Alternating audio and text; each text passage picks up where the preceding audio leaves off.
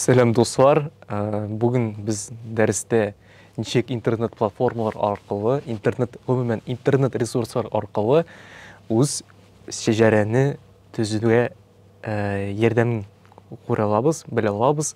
Ғөмүмән біз 21 гасырда яшәйбез һәм глобализация вакытта бар нәрсә безнең интернет ресурсларда һәм шәҗәрә төзүдә бу уңай ягы бар. Без өйдән чыкмыйча да үз әби балаларыбызны таба алабыз интернет ресурслар аша. Әгәр дә сезнең туганнарыгыз, әби балаларыбыз Бөек Ватан сугышында катнашкан икән, Беренче бөтен дөнья сугышында, яки гомумән авыл тарихын өйрәнәсегез килә икән, ләкин сезнең әби балагыз авыл тарихы белән ниндидер бәйле вакыйгалары бардыр. Аны да таба алабыз. Гомумән берничә платформа бар. Мин үзем кулланган платформа генеалогический форум, ВГД дип атала. Монда шундый, менә экранда күрә аласыгыз, шундый сыйфатта монда төрле разделлар бар. Мин сезгә тәкъдим итәм, иң беренче ратта монда регистрация теркәүне узу. Менә ВГД сайтын ачкач, монда сезнең шундый бит ачыла. Монда төрле разделлар бар. Ул да булса путеводитель по форуму, советы начинающим, раздел без правил һәм башкалар. Мәсәлән, сез эзлисез икән авылыгызның тарихы буенча. Мәсәлән, минем авыл Түбәнге Ташы, Нижний Таш язабыз, әйме? Һәм монда бар мәгълүмат чыга менә. Ул авылның тарихы буенча. Мәсәлән, керәбез шушындый разделга. Менә Ташы, Нижний, әйме? Монда менә язылып китә. Кайда урнашкан ул? Картада хәтта бар. Ничә хуҗалык булган, кемнәр яшәгәннәр һәм башкалар. Һәм монда кайсы бер авылларда бар исемнәр. Гомумән бу сайт монда кемнәр архивларда хезмәт итә, яки кемнәр кызыксына тарих белән гомумән, яки шәҗәрә белән, шушы сайтка үз җыйган материалларын кертә ала. Шушы уңай ягы бар. Әгәр дә менә сез үз җыйган материалны монда кертсәгез, аны бүтән сезнең якын туганнарыгыз, ерак туганнарыгыз таба ала. Монда азакта бар исемнәр, мәсәлән, отдельно выявленная фамилия. Мәсәлән, Абдулла Абдулкагиров, 44 яшь. Бу 1902 елда булган 44 яшь. Мәсәлән, аңа жалоба килгән. Шуннан соң монда язылмаган нинди жалоба. Мин инде архивка мөрәҗәгать иткәчтен белдем нинди жалоба. Ул үз заманда ат ураучы кеше булган. Һәм аңа инде ареста булган. Төрле мәгълүмат таба аласыгыз. Моны мәсәлән, шу поискка гына төрле исемне язып, мәсәлән, язабын үземнең бабамны.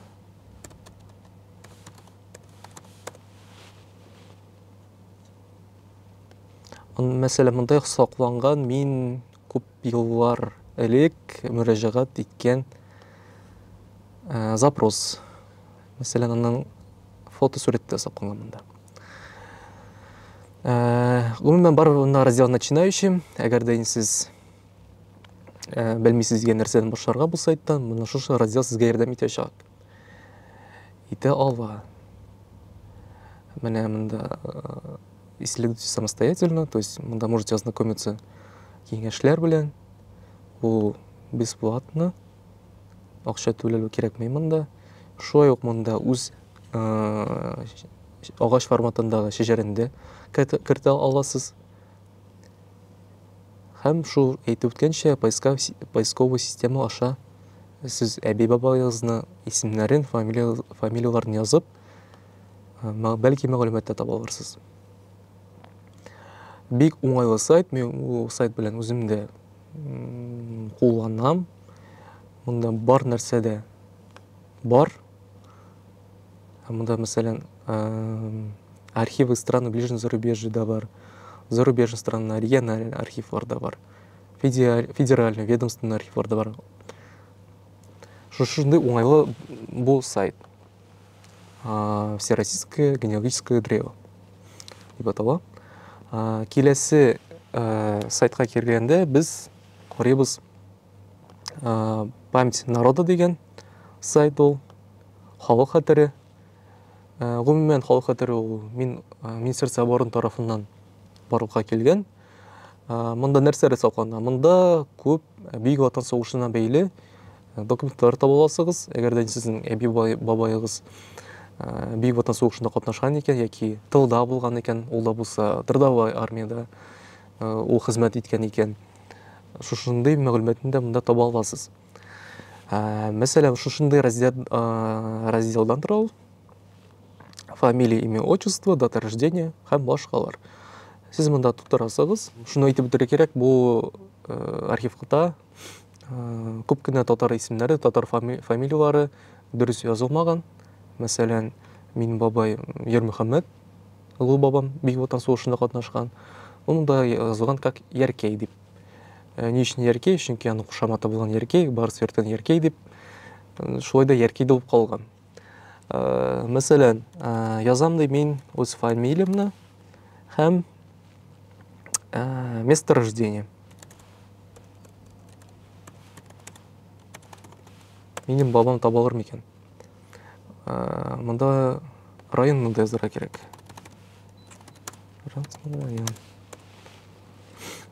Мәсәлән, шундай исемлек чыга. Бу авылда хас булган Хәлилуллиннар исемлеге кемнәр Бүйік Ватан сугышында катнашкан. Катнашкан яки Трудовой армияда булган. Менә барысын да күрә аласыз. Нәрсәдән тора? Мәсәлән, бу минем туганым Хәлилуллин Камалетдин Рахимович Мөхәммәд Рахим улы. Шундай бит чыга, аның туган елы, кайда туган, нинди военкомат аша аны призвали, кайчан аны призвали, аның званиесе һәм нинди воинская часть. Менә моның анда сакланган список на призыв. Списки призыва списки призыва. Дата документа 1941 ел, куда выбыл 128-й танковый полк. Бу списки на призывы саклана военкоматларда, муниципаль военкоматларда, ул вакытта инде райвоенкомат дип аталган. Менә шушындай исемлек, мәсәлән, 28 апрель 1941 елда кемнәр подлежали призыву. Монда 10 кеше, шуның 10-нчысы минем ерак туганым Хәлилуллин Камалетдин Рахимович 1921 елгы, һәм аның монда специалист язылган. Ул булган укытучы, тарих укытучысы авылда. Ләкин мин ерак туганым Бүйік Ватан сугышына кайтмаган. Һәм менә сугыш тәмамлагачтан күп кенә безнең ата-бабаларыбыз без вести пропавший дигән исемдә булганнар. Шул ук мәсәлән минем Хәлилуллин Камалетдин Рахимович ерак туганым. Нондай исемлекләр төзелгән военкомат тарафыннан. Анда аның фамилия, отчество, туган елы, аның должности, званиесе һәм атасының исемдә язылган и пропал без вести. Тора. Монда дополнительные источники күрә аласыз. Бу да булса книга памяти дигән алынган шушы язу. Бунда исемлек кенә. Бунда исемлекне күрә аласыз.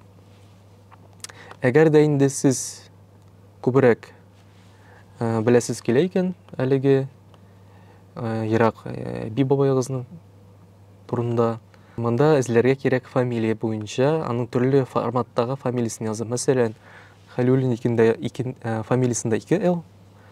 Мәсәлән, 1 Л да булырга мөмкин. Шулай да язып карый аласыз. Ол исемендә монда төрлечә язылырга мөмкин. Мәсәлән, мин Түбәнге Ташлы, Нижний Ташлы, аны язырга мөмкин. Нижняя Ташлы дип, Ташлипино дип язганнар. Хотя гомумән ул исемгә туры килми. Әмма ләкин менә шушы авылдан булган кеше язылган. Мәсәлән, Хәлилуллин Гали Галиевич, место рождения Ташлипино. Монда әйтеп үтәргә кирәк, грамматик бик тә түбән дәрәҗәдә булган һәм шундый хаталар бик еш очрый. Шулай ук монда мына оң якта белә аласыз аның бәлки нинди наградалар бар, нинди медальләре, нинди бәлки потерялар булгандыр, һәм доп источники, дополнительные источники. Мәсәлән, хәзер мин сезгә күрсәтәм. Мәсәлән, монда язылган Иксанов Хәниф дип тә, Иксанов Кониф дип язылган. Монда язылган Мини Газизович, монда язылган Мени Газидович. Шундый хаталар очрарга мөмкин, шуңа күрә аптырамагыз. Мәсәлән, минем туганым Иксанов Рухулбаян, так, монда менә аның наградасы орден Отечественной войны, 2-нче дәрәҗәле орден ул. Гомумән ул орденга килгәндә, аны 1985 елда Бөек Ватан сугышы беткәненә 40 ел, һәм шу уңайыннан бөтен Бөек Ватан сугышы катнашучыларга әлеге орден тапшырылган. Яраланган, кемдә ранение булган, аларга 1-нче дәрәҗә тапшырылган. Сез менә монда галочкалар тора, сез аларны алып куя аласыз. Әгәр дә сез аны медальләр буенча гына эзлисез икән, монда сбросить дигән төймә бар. Менә наградның документын гына куябыз и применить. Мәсәлән, әйдәгез, Габидуль Минулла. Мәсәлән, ул награжден медаль за боевые заслуги. Монда менә строка наградном списке, һәм аның анкетасы языла, һәм ул нәрсә эшләгән. Мәсәлән, Повозчного наградить орденом медаль за боевые заслуги, Повозчего транспортный взвод красноармейца Габидуллина Минулла за то, что он во время пребывания в полку с февраля месяца 42 года показал себя лучшим повозчим, һәм шуңа аңа медаль биргәннәр инде за боевые заслуги дигән. Шундый очраклар, монда шундыйны күзәтә аласыгыз. Басыров Шаймурат, картотек, шундый медаль за боевые заслуги. Әмма ләкин менә бу кешенең наградной листы бар. Наградной лист нәрсә ул? Наградной листта менә шундый форматта язылган ул, аның фамилиясе, исеме, званиесе, кайда ул хезмәт иткән, бәлки ранениесе да булган, һәм аның нәрсә өчен бу медаль бирелгән языла. Менә монда почеркы бик укылышлы түгел. Мәсәлән, аңа бирелгән за отличные показатели в работе шундый ук Повозчего. Почеркы бик начар менә укыла. Ну шундый бик әгәр дә батырлык күрсәткән булса, арга төрле за отвагу медаль бирәләр, бу вакытта медаль бирелә. Әгәр дә югары дәрәҗәдә күрсәткән булса, ул Герой Советского Союза дигән исемгә лаек булган кеше була инде. Бу сайт белән тамам. Киләсе сайт безнең Шойгу ОБД мемориал белән бәйле. Монда Бөек Ватан сугышында кемнәр кайтмый калган, хәлак булган яки без вести пропавший дигән исемдә булган кешеләрнең мәгълүматлары саклана. Монда шулай ук, шундый ук принцип белән эшләнә бу сайт. Фамилия, имя, отчество, аның туу датасы һәм званиесе. Мәсәлән, язабыз. Монда әле шундый раздел бар, расширенный поиск дигән. Мәсәлән, шул язабыз авыл исемен. Мәсәлән, Мулагалин Мәлик. Һәм менә шундый бөтенләй мәгълүмат чыга аның турында. Һәм шундый бит, кагаз дип атыйк, архив, документ. Кайчан үлгән ул, кайда үлгән һәм кайда җирләнгән. Һәм аның домашний адресы да бар монда. Киләсе сайт безнең тарихта шундый бик фаҗигале бит, ул да булса репрессиялар вакыты 1930 елларда, 37-38 еллар барган репрессия еллары бик тә фаҗигале. Гомумән татар халкына, татар интеллигенциясына кайчан безнең дин әһелләребез, безнең интеллигенция күп кенә төрмәләрдә кайтмыйча калып, ерак Сибир якларында калып хәлак булалар. Һәм менә шушы сайт жертвы политического террора СССР бик оңайлы сайт, бик кирәкле сайт. Монда мәсәлән мин үз Ике туған әбейімні таптым, мен ағын турында білмеген едімді. Ол 19 яшілік қызыны 1943 жылда НКВД аны тұтқарлы һәм жібәрі аны Байкалға темір юлы түзірген. Мәселен, шундай ук принцип белән эшлеймін, фамилия, имя, отчество. Әгәр дә сезнең әби бабайыгыз арасында шундый кешеләр бар икән, дин әһелләре, интеллигенция, гомумән кулаклар бәлки, дип әйтик. Кулаклар дигәндә, кулаклар ул шундый термин, совет большевиклар тарафыннан кертелгән кулак исеме. Әгәр дә сезнең хуҗалыкта 1-2 кеше эшли икән, сез кулак булгансыз. Һәм аны как сословие, как дип әйтик, шундай антикулаковская компания барган вакытларда, 30-нчы елларда. Мәсәлән, без ачтык, үз алымны яздым мин. Мәсәлән, Рустямов Акмал, ул булган мулла, килгән мулла булган. Мәсәлән, монда языла аны туган елы, туган датасы, туган елы, туган җире, милләте, образование, партийность, мулла булган, арестован по статье 58, 10 пункт, бик шундай билгеле статья бу за антисоветскую агитацию.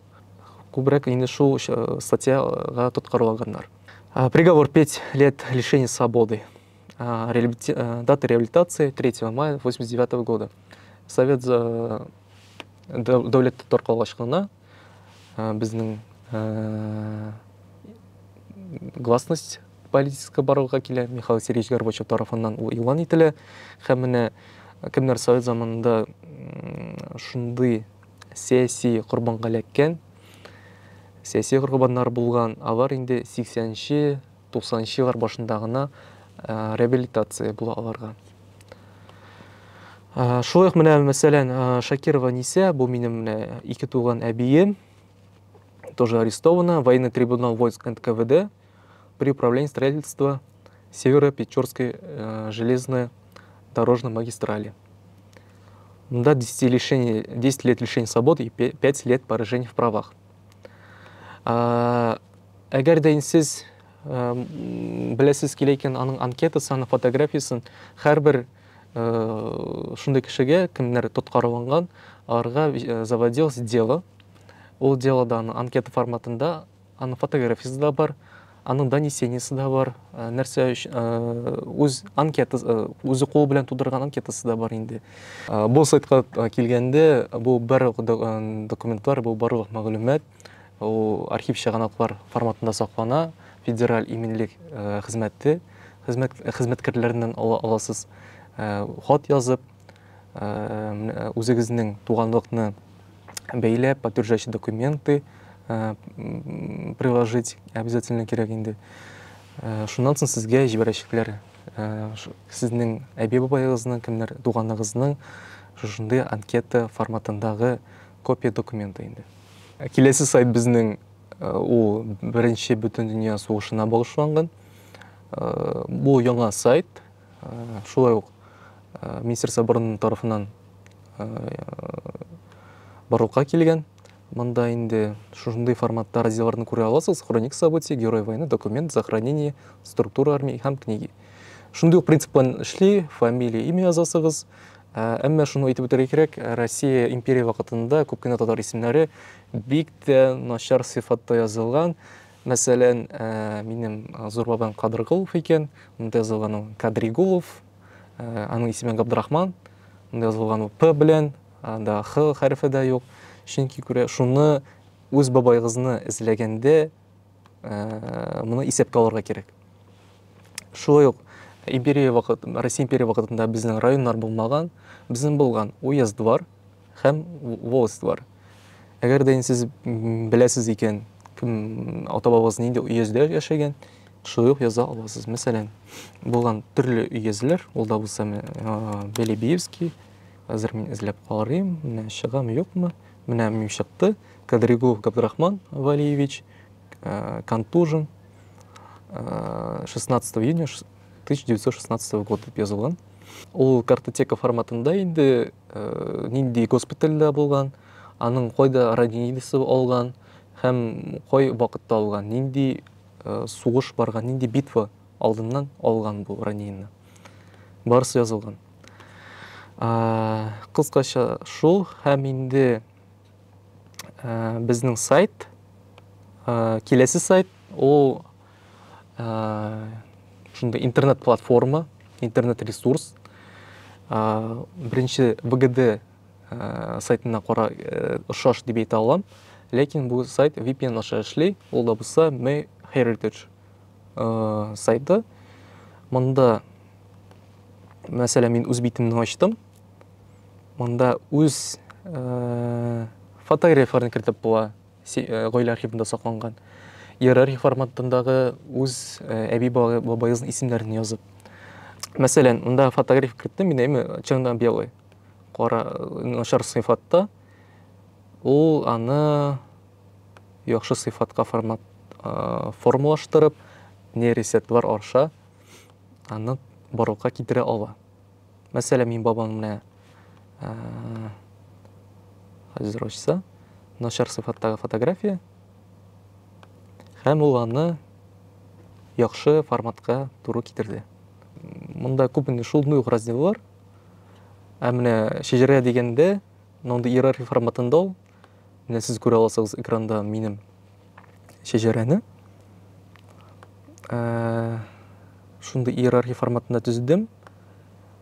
Сез дә төзә аласыз. Монда шуның әйбәт ягы бар. Монда исемнәр генә түгел, аларга бәйле нинди фактлар, аларның тормышында нинди фактлар булган, нинди хатирәләр булган, аларның барысын да монда кертә аласыз. Һәм үз тарихымнан чыгып үтәсем килә. Бу сайтта мин үз шәҗәрәне керткәчтен, миңа хат килә. У вас возможно совпадение дип. Ул хатны ачкачтын, икенче кеше шундый ук бабаны, ул бабамны керткән. Икенче кеше ул яшәгән Үзбекстанда. Мин ул кешегә чыктым, ул минем туганым булып чыкты.